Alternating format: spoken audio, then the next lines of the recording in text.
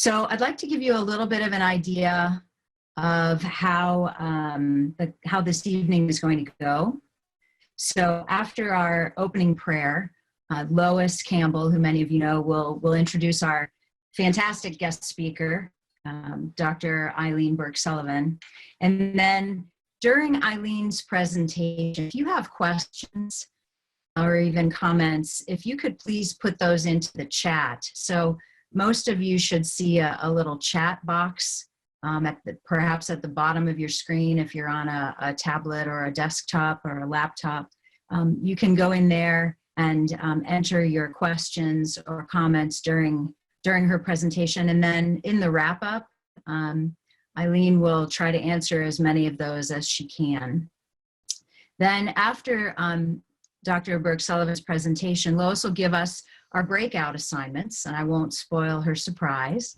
Then we will do the breakouts and reconvene into the main group to do some outputs in sharing from our small group discussions.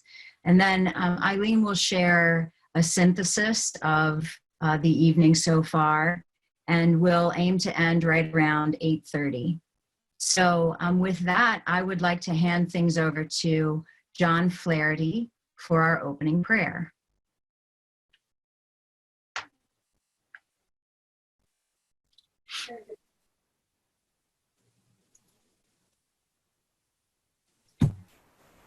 Just getting the screen set up here, so bear with me for 1 minute. Can everybody see the screen with the image from the flyer? Yeah. Yeah. Yes. Okay. Yeah. So this is a form of prayer that's some call Visio Divina. It's modeled after Lectio Divina, but instead of a reading, it's an image that we use to draw us into the prayer experience.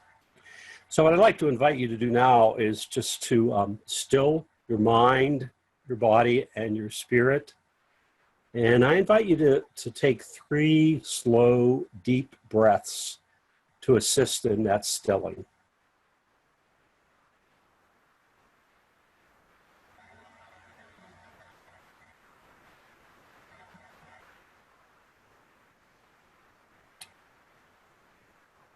I'm going to ask you to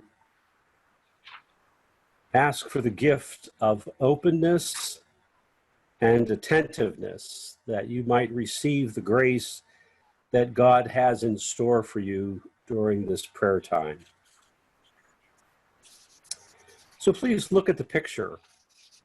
Allow your eyes to wander over it. But if something strikes you, if something grabs your attention, something draws you in, I invite you to stay there and to focus on that particular aspect of the image.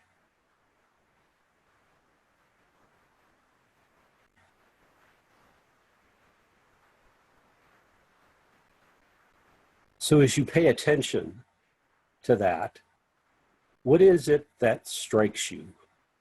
What is it that draws you in? What is it that you identify with? Perhaps you're the fish in the net wondering, how did I get here? Maybe you're the hand of Christ reaching out to aid someone who's failing. Maybe you're those sails that are capturing the wind, and although it stretches you, you are able to provide guidance to others. Maybe you're one of the white waves buffeting the ship. Maybe you're deep beneath the waters and are still and calm. What draws you in?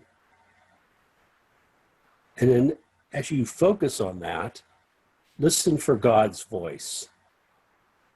What is God inviting you to? What is God saying to you as you gaze on that aspect of the image?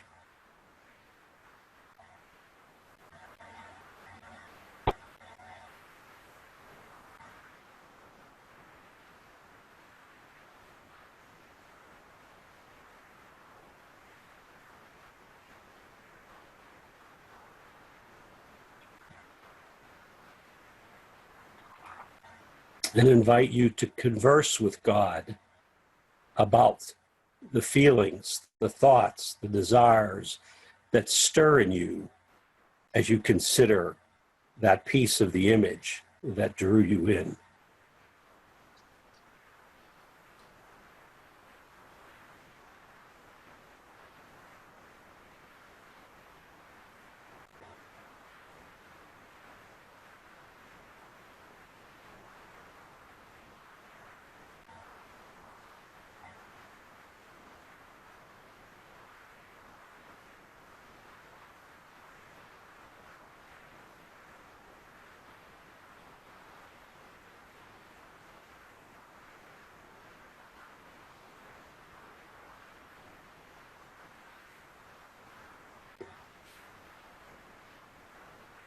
And finally, give thanks to God for this time of prayer, for how he made himself known to you, for the grace that he extended through this prayer time. Give him thanks and rest in his presence. Amen. Thank you. My job and my pleasure this evening and privilege is to introduce Dr. Eileen Burke Sullivan. I've known Eileen since the early 1980s, first through her work in Christian Life Community, then her work in a very large mega parish in Plano, Texas, and then more recently, her work at Creighton University. Eileen is the Vice Provost for Mission and Ministry at Creighton, and she also runs 2 online graduate programs, one in Christian spirituality and the other in ministry. I am very excited to have Eileen with us today and to be able to share with you some of the great gift that she brings to her work and to the church in general. So I ask you to join me in welcoming Eileen Burke Sullivan. I would ask you to mute yourselves so that there's not a lot of background noise while Eileen is speaking. Eileen.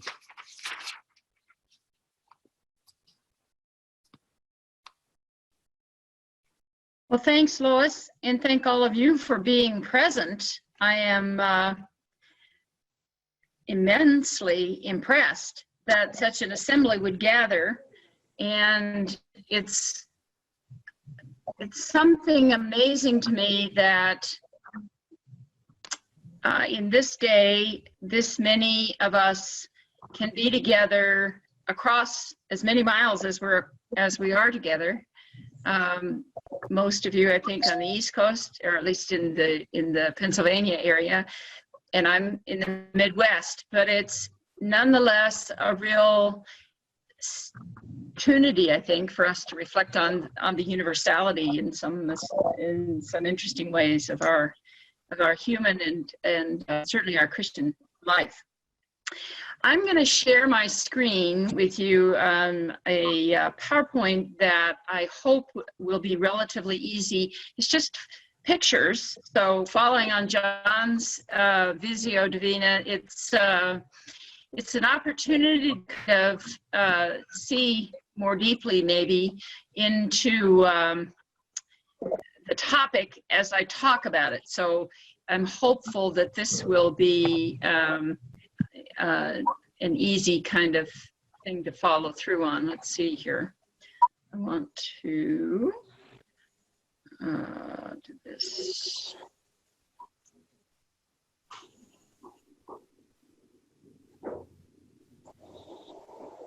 There we are. So I'm hopeful that most of you, I know that shuts down your ability to see each other, but at least for a few minutes, this will help to kind of anchor what I'm trying to suggest to you for some reflections. So the question is, in this time of COVID, when we are sheltering at home or whatever other expression your local, state, regional government is suggesting, most of us are staying fairly in a fairly narrow range of physical space, whether it's exactly our home or an apartment or our neighborhood, it's nonetheless closer than most of the rest of our life would be. In other words, as Americans, we tend to be a much more mobile population. We tend to take for granted that we can get down the road or even across the country if we need to for some reason. And the idea that we can't see certain people because they're cut off from us because of a disease is really foreign. So there's two ways to go at it. One could say, should we just hunker down in obedience and reflectivity and endure and wait till this is done? Or should we, in fact, be out there on the streets being the field hospital that Pope Francis describes the church? What is our position? And so what I'd like to suggest tonight is that, along with Pope Francis, most about our faith is relatively either or. It's almost always both and. So I'm going to recommend some ways of thinking about hunkering down and venturing forth in some kind of confines or a certain set of boundaries, maybe. And following on that, I'd like to just call your reflection or remembrance, if you've seen this, of Pope Francis's presentation in a couple of Fridays before Easter. He gave a special blessing to the church and the world, a blessing that's regularly reserved for Easter and Christmas. He actually offered to the church and the world in the middle of Lent. And he did it very symbolically and very powerfully in the middle of a totally empty of other human persons space that is the palazzo in front of St. Peter's. So usually where there are thousands and thousands gathered there in a space that will easily hold multiple thousands, multiple tens of thousands, he alone and one other assisting priest stood and moved about. And it was a rainy evening, still in very early spring or late winter, and so it was dark early, and they just had this very simple cover for his podium, and he stood and spoke on the passage of the storm at sea. Not exactly the icon that we just looked at, but one of the ones that's biblically related. So in that, he talked about the fact that we are all together in a boat, assaulted by a storm, and it's too easy to feel like we're tempted that Jesus is asleep, or maybe he doesn't even know or care, or perhaps even exist. So that's where the world is. And so one of our questions is, do we hunker down in the boat and hope the storm will pass, or hope we make it through the storm? Do we actively try and do something? How do we respond? And again, I'd like to suggest the answer is both and. So with that as our backdrop, I'd like to suggest a couple of ways we can think about this. First of all, as we're out on the deep, developing, one of the most critical things we can do is to develop our intimacy with Jesus in the context of inner and outer chaos, so that we actually engage the chaos that surrounds us as a way of being in relationship with Jesus. And so the next few comments or reflections are based on that notion.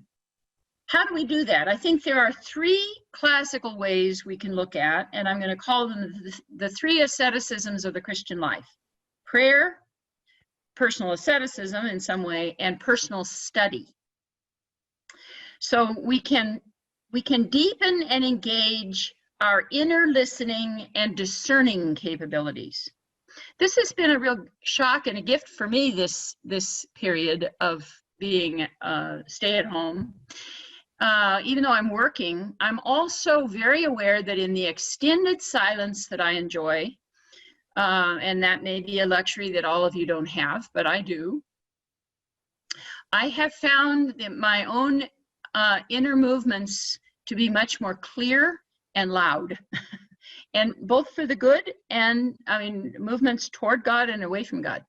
And so I have taken to being much more conscientious, not just conscious of, but conscientious about attending to the movements toward God and moving away from the movements away from God.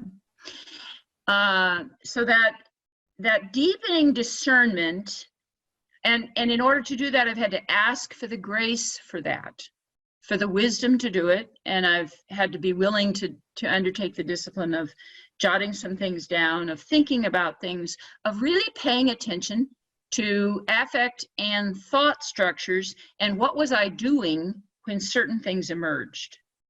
So if I'm feeling very down or very dark, I ask the question, what set the stage for that? What was I doing? What was I thinking about? What was I reading? What was I engaged in, or what happened? And sometimes it was a meeting at school. Sometimes it was a paper that I read.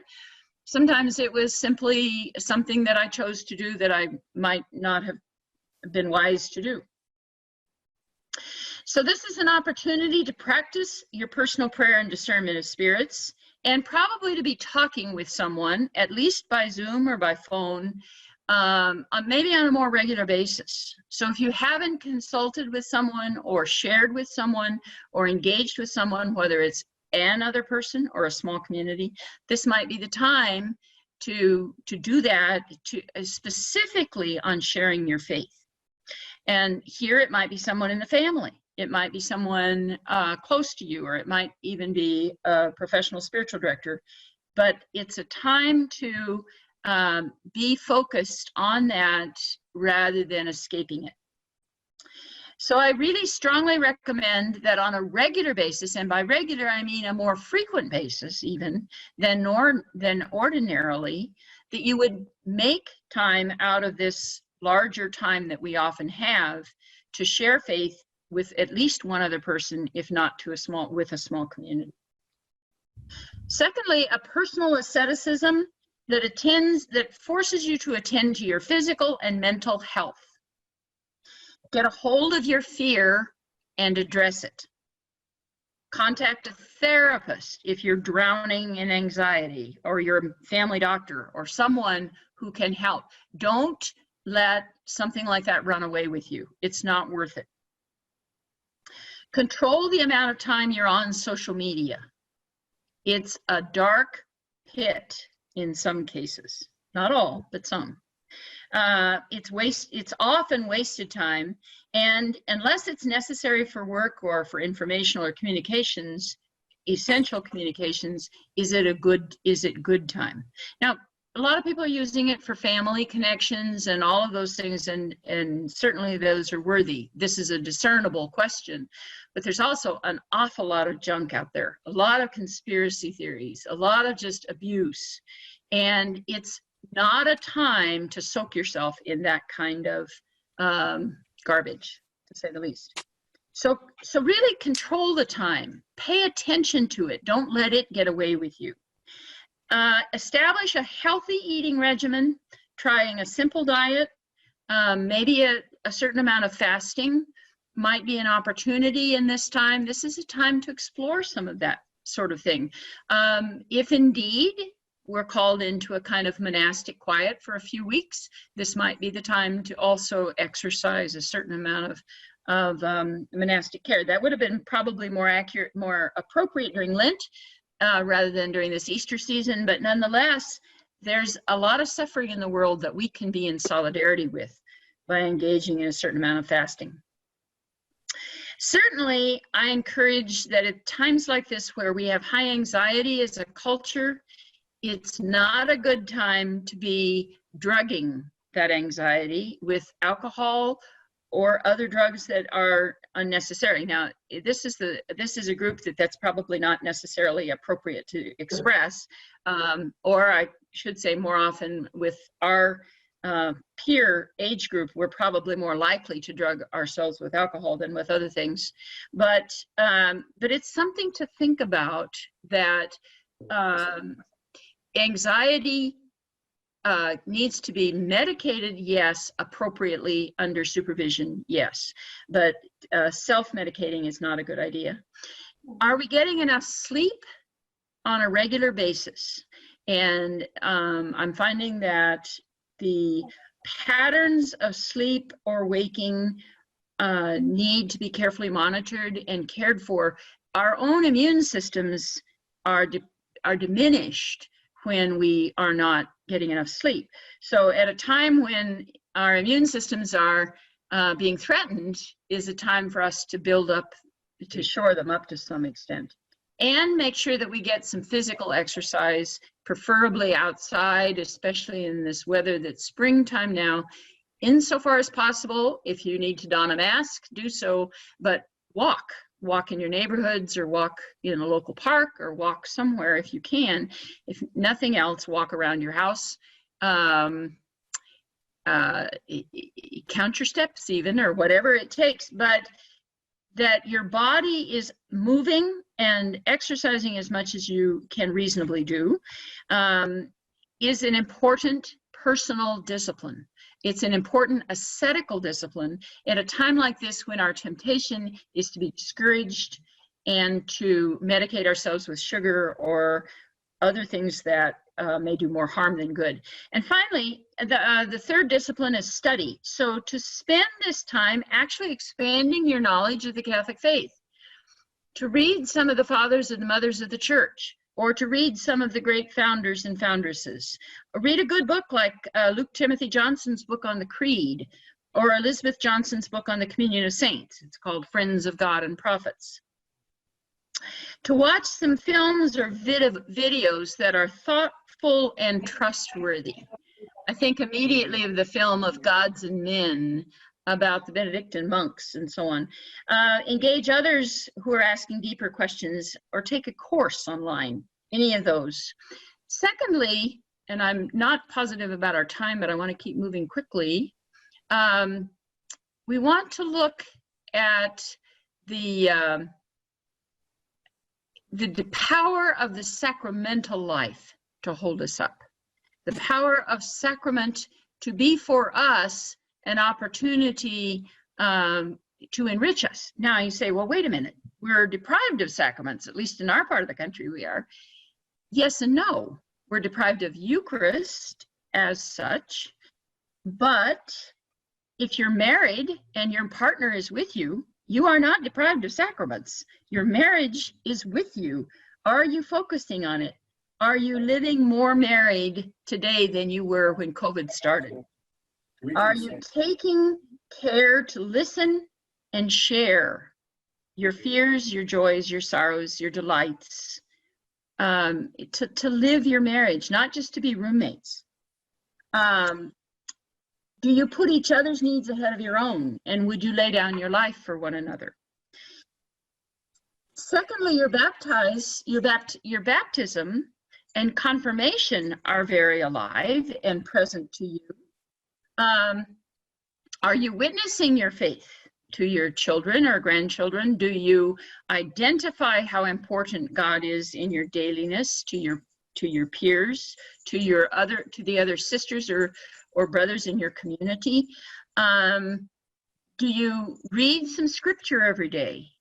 Do you attend to your baptismal graces and the confirmational grace to spread the gospel, which you have an opportunity to do on the phone or in letters, writing your own sort of first principle and foundation if you're Ignatius, or there are lots of ways of thinking about it. If you're deeply Franciscan, then maybe write sort of a poem or two about how God is within for you. Consider who you need to forgive and to be forgiven by. This is a time to exercise the sacramentality of reconciliation that comes and flows from the whole church, not just from its ordained ministry. We're all given the power to forgive, the power of God to forgive others. And so this is an opportunity, particularly when we have been wounded, to think through that woundedness and to extend real forgiveness, to ask the question and to pray for the grace of real forgiveness. Is there a capacity to be forgiving? Is there someone that we need to ask forgiveness from? Now is a good time to be engaging that sacramentality of our baptized priesthood. Finally, we can all listen to and engage, and maybe even through Zoom share around the Sunday scriptures, so that we can share in the bread of the word. The Eucharistic bread of the word is, according to the church's instruction on the lectionary, it is a sacrament of Christ as well. So I really challenge you to be reading the Sunday readings, to be pondering them, breaking them open with and for your friends and your neighbors.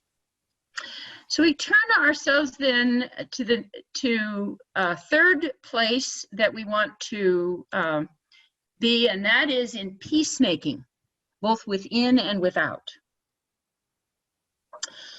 We have a capacity to let go of harm. I've already talked about forgiveness, but to let go of woundedness or harm in ourselves, to let go of its power on us as we prayerfully ask God for that gift, and to reach out and make peace in our neighborhoods, in our cities, you know, to find ways of stopping rumors, for example, or to don't engage conspiracy theories. You know, there are lots of little ways that we can exercise peacemaking, even while we're confined to our homes. Maybe we can write letters on behalf of those who are suffering from war or from impoverishment or oppression. There are a number of possible ways, but always here and now, the first capacity starts with ourselves, forgiving and being forgiven, making peace and asking for peace where it's needed. Finally, I encourage us to think about the needs of the world that we can do something about. Sharing Christ with the world and building through our daily work and service of others, building the community of believers. And of course, the icon of foot washing is appropriate here. It's important that we stay informed but not surfeited by news. You don't need to hear the same story 6 times, particularly bad news. Act responsibly from your poverty and your wealth. Can you help a person who can't pay bills? Can you help someone with an electric bill?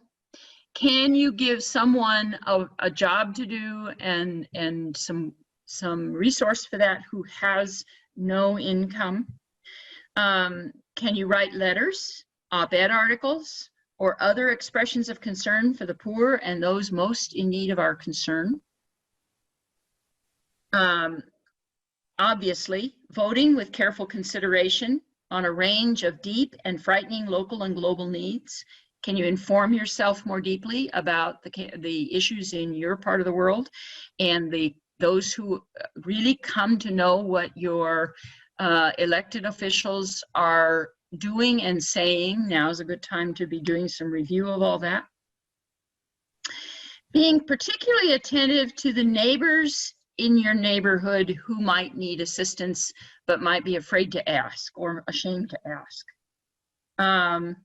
Resourcing neighbors at a distance, contributing your money or raising or using your time to raise money for immigrants, for the undocumented, for those who are imprisoned and subject to the problems of COVID and so forth.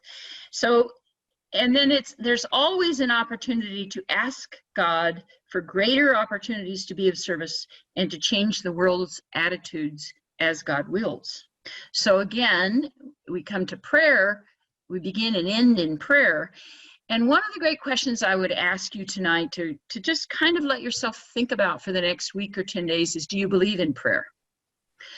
I find oftentimes in working with the young adults that I work with that there is a general sense that, oh yeah, it's nice of you to say you can pray, but prayer doesn't do anything. And I'd like to suggest to you that if that's your stance, then you don't really believe in God.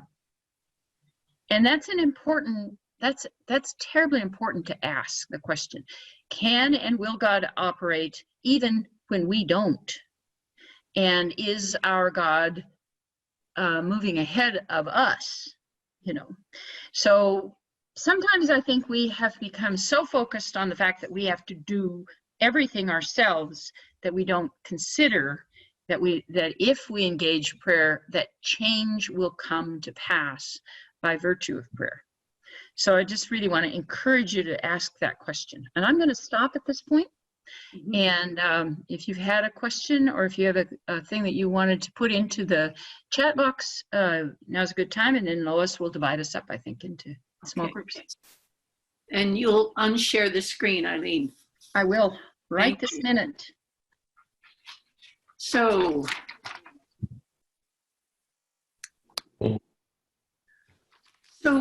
we wanted this to not just be a presentation and then followed by questions, but we wanted it to be a real conversation among all of us.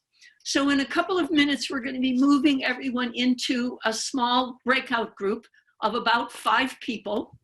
And in that group, we're asking you to simply share with each other out of what you've heard. Our hope is at the end of that, approximately 20 minutes in the small group, we'll come back together and be able to gather some of the key insights, surprises, thoughts that emerged from the group. So here's what I'd like you to do. And Gretchen, if you would share the agenda for the small group, I'd appreciate it. So in the small group, first of all, when you get into the small group, I want you to take time to introduce yourselves to each other. So that's the first task. And then after you've introduced yourself to each other, I'd ask you to have one person step up or be invited by the group to be a facilitator, just to watch the time, to make sure everyone gets a chance to speak and to follow the process. Secondly, ask someone who would be listening and be prepared to speak for the group at the end of the time. I won't be able to hear from everybody, but to have someone prepared to do that. Gretchen, can we get the agenda up? Yeah, thank you. So introduce yourself, ask someone to facilitate lead, ask someone to be prepared to report back. And then in the group, I'm going to ask you to do 2 rounds of sharing and then a simple final task. The first round is just asking, spending a moment or 2 yourself, and then sharing in a round. So with no comment, just deeply listening to each other. What struck me as I listened to Eileen? It might be something that struck you because it surprised you, or something that particularly resonated with you. But what struck you, and we're looking for affective, and not just think head level. What struck me as I listened? Take turns listening to each other without comment. And you'll have maybe a minute or a couple minutes, because with 20 minutes total, if somebody speaks for 5 minutes, you won't have time for everyone. Second round of sharing afterwards, just pause for just a moment. And then the second question is really similar. First is what struck me as I listened to Eileen. Now, what strikes me as I listen to each of you? Because we all learn from each other. So what struck me as I listened to you? And then after you've again heard from everybody, and in this case, there might be a little bit of crosstalk, but make sure that you do hear from each other first. the question that that if you have time is to ask each other, is there a particular insight that we want to share with the larger group? Now, if nothing emerges, that's okay. We're not going to be able to hear from 25 groups anyway. But I'm not going to have, you will not have this agenda up when you're in the small group. So if you need to take a note or two, but the questions are exactly the same question. What struck me as I listened to Eileen, what strikes me as I listen to each of you. So welcome back. This is going to be wonderfully fun and challenging because we can't all see each other. And so I can't have you just, if we just have people speak up, we could wind up with real confusion. So I'm going to start by just naming a group number and asking someone from that group to go ahead and share whatever it is your group wanted to share. But I'd also like, if your group, maybe your group said something that builds on something someone else said, or you just want to get into the main conversation, if you would just leave us a note on chat, asking us to call on your name or your group. And we'll be watching chat.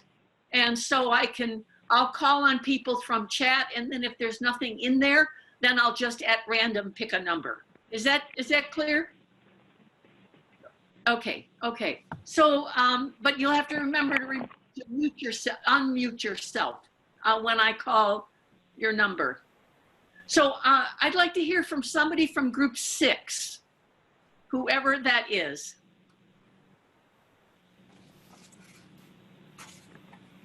Do we have someone? Lois, we didn't have group numbers. You did not have group numbers. They were at the very top of the screen, All I right. think. Lois, I'll tell you. Lois, I can tell you who was in group 6, okay? Okay. Catherine, it was Catherine, Don Kretschmann, James Nutrell, Kathy McCarville, and Vic Turk. Okay, somebody from that group, please. Okay, Don Kretschmann here. I was sort of selected by the group. I think we all really were struck by, this sacramentality. And I think as Catholics, we've kind of had a whole lifetime of not so much rote learning, but rote doing. And, every week, every year, for decades, we've been doing the sacraments by rote. And here, we see exactly what sacraments really are. And I guess I sort of put it all together into a Eucharistic prayer, take these gifts and make them holy. And that the gifts we're asking to be made holy are everything, our lives, our houses, our jobs, our families, everything. Make that holy, Lord. And that transcends physicality. We as a group right here can say that prayer over each other and be sacrament for each other over thousands of miles, wherever we are.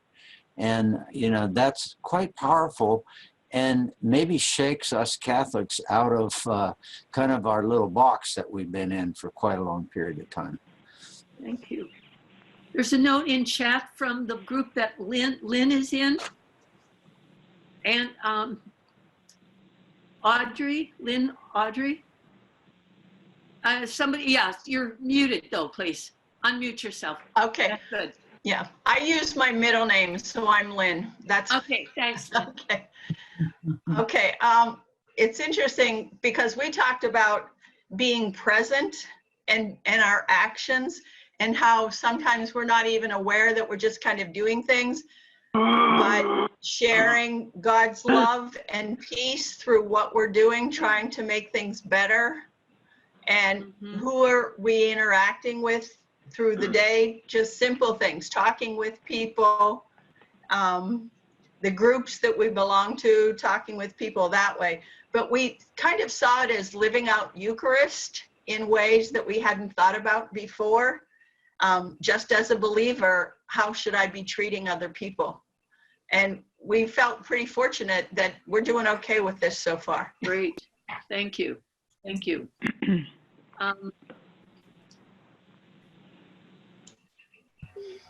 So Elizabeth? Betsy? Yes. Oh, Beth Go ahead. Venditti or Betsy Skinner? Yeah, this is Beth Venditti, and I was in a group with Joyce and Linda and Paula and spouses, and we talked a lot about being struck by some of the self-care themes that our speaker talked about. Even extending to, an understanding of, mental illness or emotional, difficulties being on the rise, and a longing to help others, but yet being apart. And then as we listened to each other, we all said that ironically, here we are in loneliness and in isolation to some degree.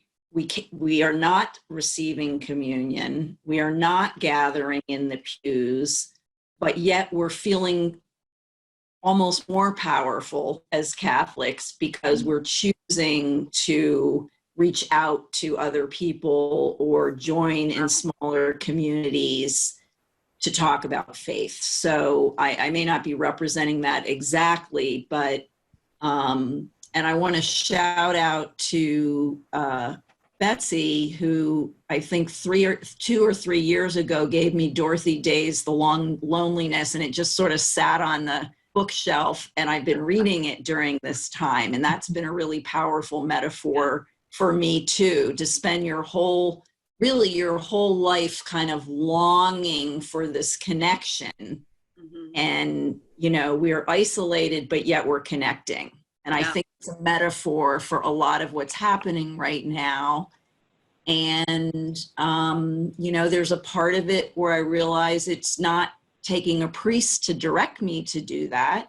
Mm-hmm. It's really longing and a desire to connect with this community, and that's what we were all saying. So that is a short. Thank you, Maureen O'Brien. Hi, thanks. So group 19, we very much resonated with the sacramental theme and took it in some similar directions to what others had said, but it included, I think, particularly for marriage and family or parenting, and the importance of how we were living that sacrament of marriage in this new configuration we might be finding ourselves in with our family members, with activities being curtailed, normal quote activities being curtailed so much. So that really resonated. But and then I think two other words I would highlight would be mindfulness, and it was brought up about the practicing the presence of God as this mindfulness of God's presence wherever we are. And so not simply when we're in church or not simply when we're praying, but in those daily tasks. And the more mindful we are, the more able we are to sense that we're in God's presence. And then the other key word was creativity. And the ways in which we're forced to be more creative, but growing into greater creativity, whether it be how you have a birthday party for a teenager when it's you're used to doing things a certain way and you don't think about it. Well, now it's thinking about it and being creative, or finding that we're deepened in our formative process with other people through the creativity of Zoom meetings rather than simply getting together in person. Thank you. Group 60.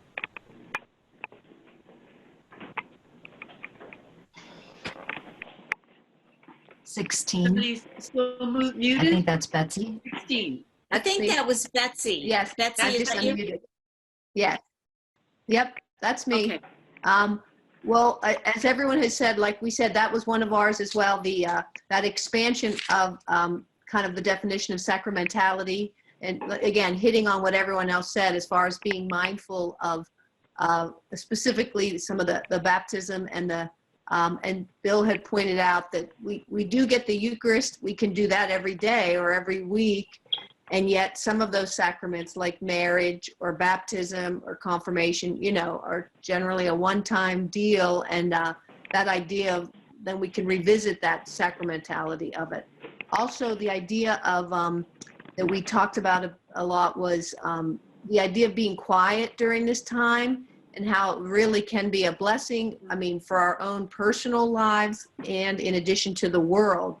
So that idea of going forward, you know, I mean, a lot of the things Eileen said are things we can be doing, we might be doing some of, we can continue, but that idea of being quiet, you know, of resting and fasting, you know, if we could all do that a month out of every year. I mean, obviously we have the seasons like Lent and things, but to be mindful about giving the whole earth and ourselves a chance to kind of rest and be focused is something to think about going forward as well, but to take advantage of it now.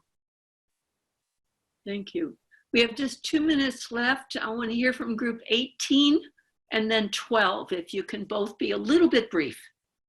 Okay, what we were talking of, this is Pat Cleary Burns. What we were talking about, most of us thought about peacemaking, but the other thing was, I was thinking about the call to write, because 2 weeks ago, I really felt a need to see all the statues and the windows and everything in our churches are priests and nuns. There's no married people. There's no single people that aren't ordained. And we need those visions in our, these has to be visions of the people of God, and it's not working that way. So I'm going to start writing about that. I already wrote a letter to Pope Francis about that. Thank you, Patrick. And group 12, we'll close with. Oh, thanks, Lois. It's John Costantino, group 12. Thanks. Actually, we were so happy that the four of us were part of a group. It was just like Providence. It was just wonderful. We were laughing and happy, very happy to be among the four of us. So we haven't talked to each other for a while. So it was just a great, whoever did this, we owe somebody some money. But as we can see, now I lost my time. I'm not being brief, but chaos, again, the notion of chaos and really it's still an opportunity for positive change. And what's our loving response during these chaotic times? I mean, we always have that view on things, and that was expressed by our friends here. The other, of course, is, you know, Christ is always present, and Father Regis has done a lot of funerals during the pandemic, and you know, it's definitely tough with the isolation. But he says, in fact, today I think he said was his first with a small group, literally in the church. He said that there's always been an awareness that Christ is among us, even during these the time of death. And then again, as everyone has said about the sacramentality, you know, and even that we're going without Eucharist on the weekly basis or whatever, that our lives are really dynamic expressions of that grace, you know, with our Creator, our Savior, the Trinity, ourselves and others. And that still was about, and that was what our guest, what Eileen had spoken about. So that's our takeaway. So thank you, Lois, for allowing us to share. Thank you. Thank you. I want to turn it back over to Eileen. I'd encourage you before we leave, if there are just a couple more comments on the chat screen that you can read yourself. But I wanted Eileen to have a few minutes to just summarize, pull some of this back together, having listened to you and having seen your questions. Eileen?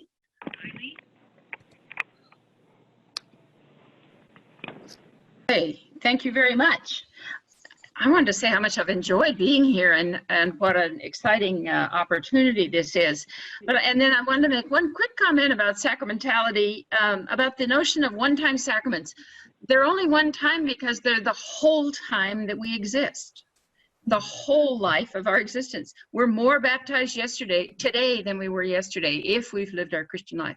We're more married tomorrow if we've lived. And anybody who looks at a 25-year-old couple that have been married and an 85-year-old couple that have been married for 60 years knows that there's a difference. It's one marriage, but it's, you know, it's anyway. So one time is the whole time. Okay. And then there were a couple questions. What idea do I have about what will make the church different? And again, I'd ask that question, are you thinking church they or church we? And what will make the church different is if we are different. And what is my hope for the future? My hope for the future is that the victory is already won by Jesus Christ. And I would like us to recognize that and to get on board with the game that's won. Mm-hmm. And I think that my hope is that that's going to happen. If it doesn't happen in my generation, it'll happen in the next or the next or the next. But God is going to call in that victory. That's it. We've won, but we just have to be on board with the win. Mm-hmm. So I'd like to say that those are the, you know, my final sentence. And I really do want to encourage you to not, Lois was saying this a little earlier, not just to let this time drift away. Time is a profoundly precious gift, and time in chaos is a profoundly precious gift. We're in the boat with Jesus, and the storm is raging, and the question is, can we waken him and be attentive to what he desires? And if he says to us, your faith is weak, then tell him, then you shore it up, because we need it. Okay, thank you very much. Hang in there. I know the church in Pittsburgh and in Pennsylvania has suffered terribly over the last couple of years, and I just want you to know that all of your brothers and sisters throughout the world are in the boat with you. And with Jesus. Thank you. Thank you. Thank you very much. Thank you so much. Thank you so much. Wonderful being with you. Don't sign up yet. Don't sign up yet. Don't leave yet, everybody. So we have a few things. Stay with us. We're wrapping up. All right. Yeah, don't hang up, please. I muted everybody, so they got the message. Thanks, everybody. So as we're wrapping things up, first, I wanted to ask everyone to please put one word in the chat that really expresses your state of mind, your feelings as we wrap up this session. And we're going to do something special with all of those individual words. So if you would, while we're wrapping things up, go ahead, and I see that you're starting, so that's fantastic. I'd like to thank the team that put this together for us tonight. I'm trying not to get verklempt because I'm so proud of you guys. Jim McCarville, Evie Severino, John Flaherty, Sister Barbara Finch, Lois Campbell, thank you so much. And lots of good input as well from John Costantino and from Don Kretschmann and others. So really so much appreciate, and Barb McCarthy, I really appreciate all of that. And, you know, I'm sure on behalf of everyone, I can not thank Dr. Eileen Burke Sullivan enough for her words of wisdom. And, you know, the things that came out of that were just, I think we'd all agree, truly amazing. And I can't believe I like her so much, even though my son goes to Marquette and she's at Creighton, and Creighton beat them twice this year. Even in spite of that, I think she's awesome, and I'm sure we all do. So to let you know, as a follow-up, you'll be getting a little very short evaluation survey via email, so we'd love it if you would complete that. You're actually going to get a word cloud that is formed from these words that you've been submitting. So I think that you'll find that something that you can hold on to and use again.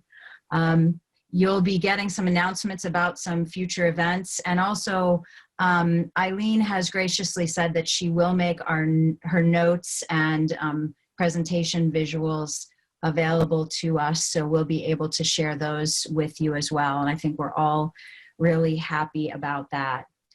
So with that, I would like to hand things back over to John Flaherty for a closing prayer.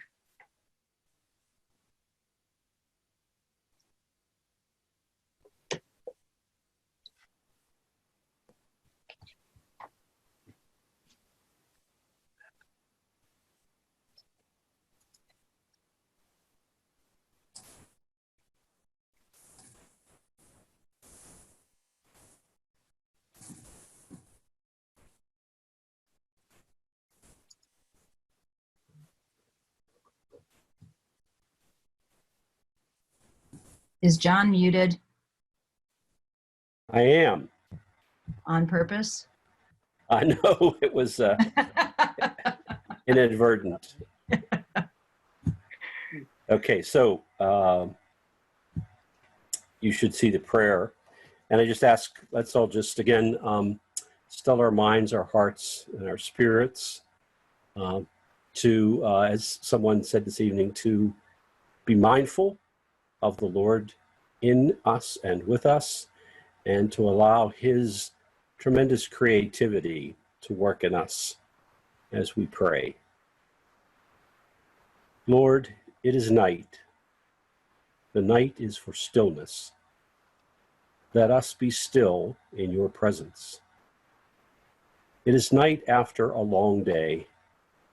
What has been done has been done. And what has not been done has not been done. May we let it be in you. The night is dark.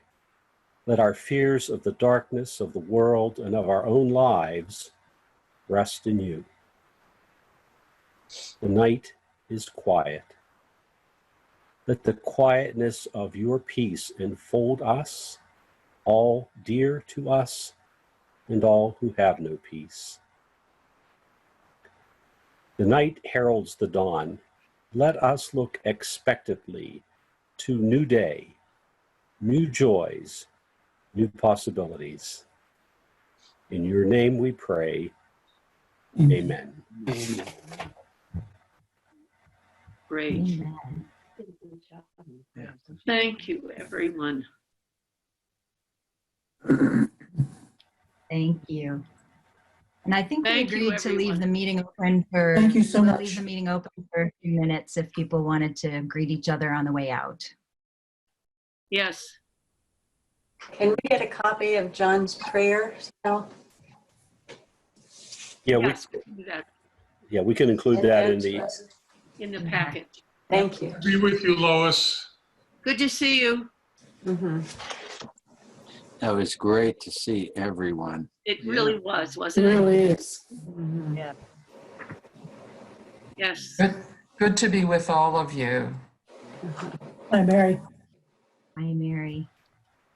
Bye now, everyone. Bye-bye. Bye. Good to see you, Jim. Thanks, everyone.